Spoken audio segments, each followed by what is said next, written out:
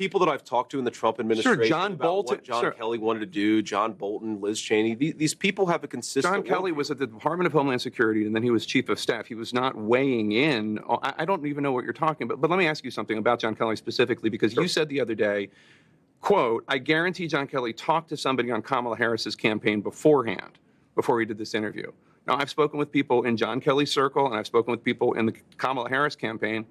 They say there's been no communication the entire time. So where did that come from? Oh, I'm highly skeptical of that, Jake. You know the way that these attacks work. You know the way that these people are often vetted by a campaign. So you made it up before something goes out there. No, I said that the American media and the American Democratic Party apparatus works a certain way. If it comes out that John Kelly never even spoke with a person in the Kamala Harris orbit, then I'm happy. You're telling me that based on secondhand conversations with John Kelly. And it's interesting. We've now spent, Jake, 3 minutes talking about John Kelly. If it is true that he never spoke with anyone in Kamala Harris's orbit, I'm happy to apologize to John Kelly for misstating how he delivered this news to the Atlantic magazine. But let's talk about who did he deliver this news to? To Jeffrey Goldberg, a guy who lied the United States into the Iraq War, which led to the deaths of millions of innocent Arabs and thousands of innocent Americans. You don't go to that guy if you don't have a particular ideological motive. I think that's what's going on.